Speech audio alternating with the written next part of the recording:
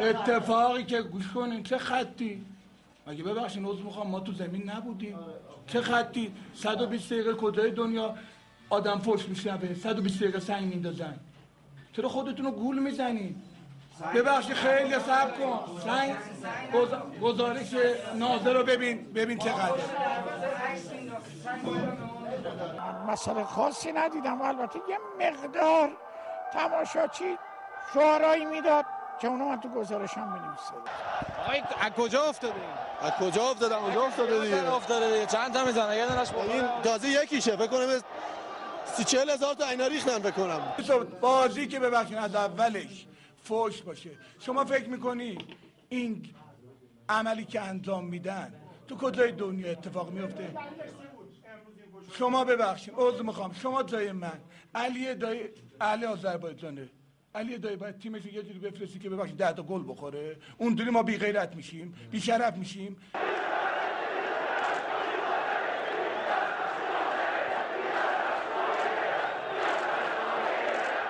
اونایی که به من توهین میکنن به کریم باقری که جوونیشو گذاشته واسه استان آذربایجان تبریز شماها باید الگو باشین واسه همه جای ایران نه اینکه آذربایجانی که کریم باقری رو میده تمام دنیا ایرانو با اسم کریم باقری یا امثال کریم میشناسن شما تو شهر خودش بهش توهین میکنین از اون ور یه دونه خیابون به اسم کریم باقری میکنین از این ور یه استادیوم بهش فوش میده مگه ببخشید عذر میخوام ما شرف و غیرتمون رو از سر راه آوردیم یه عده کسایی که اصلا واسه فوتبال نمیان عذر میخوام اینجا ایرانه گوش کن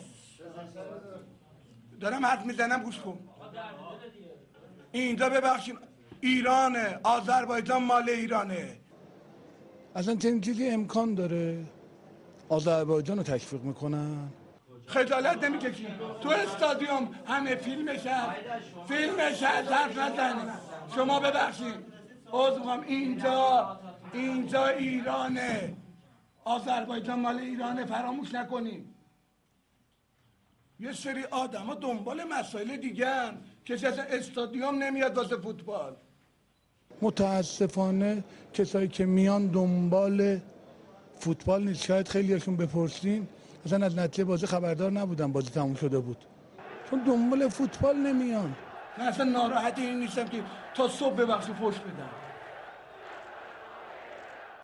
شما چرا خودتون رو گول میزنین؟ شما نمیشنوین؟ نشنیدین صبر کن شما ببخشید تراکتور چه ربطی داره به الان سنگا رو نشون بدیم بهشون سنگا رو بهشون نشون بدیم که ببینید چی کار دارن میکنن فوشای فضاحتی که اینجا به ما دادن سنگایی که زدن تو هیچ جای دنیا من ندیدم الان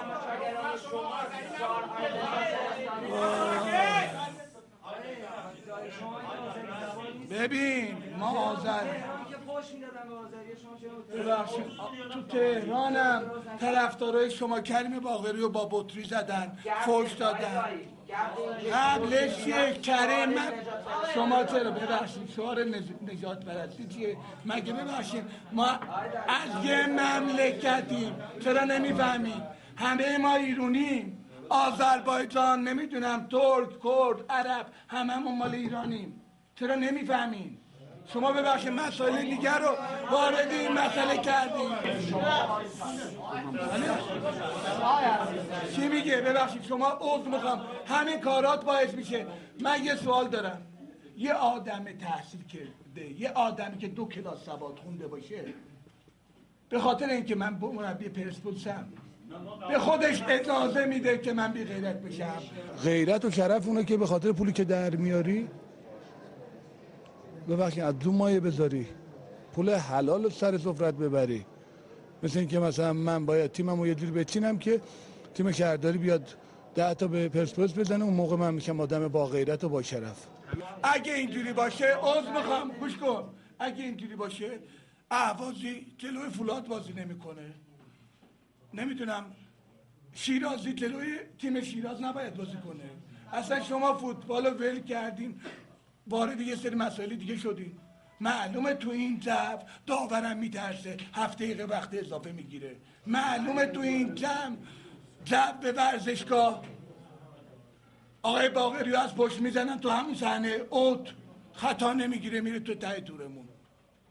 مگه اینجا فوتبال بازی میشه؟ شما مگه اینجا اجازه هسته که مسائل فنی تیم برنده رو مشخص بکنه؟ من نمیدونم، یه بار باید طرزو گذاشت کنار، یه بار باید محکم برخورد کرد. چجوری ما داریم از منافع خودمون، کسی به ما علیه ما صحبت میکنه، میایم مصاحبه میکنیم، از خودمون دفاع میکنیم، محروم میشیم، جریمه مالی میبندن، 1000 تا چیز دیگه. اما به همین راحتی 90 دقیقه 100 دقیقه فوش میخوریم، کسی هم جوابگو نیست. چرا فدراسیون فوتبال واسه پخ کردن تیم پرسپولیس محروم میکنه، اما الان این وضعیت رو که ما تو تبریز میبینیم کاری نمیکنه؟ مگه میشه این چیزی؟ حالا بیایم ببینیم که چیکار میکنه. با از حالا شما ببخشید خبرنگاری، من اصلا فکر نکنم خبرنگار باشی، اصلا خبرنگار نیست استاد، اصلا خبرنگار نیست داداشم. دیدید کنفرانس خبری بعد از بازی پرسپولیس شهرداری تبریز و اتفاقی در این مسابقه رخ داد. ارتباط با آقای میر معصوم سهرابی مدیر عامل فوتبالی باشگاه شهرداری تبریز هم برقرار. سلام عرض می‌کنم خدمت شما سهرابی، شبتون بخیر. بسم الله الرحمن الرحیم. بنده هم عرض می‌کنم و عرض سلام ادب دارم خدمت بینندگان.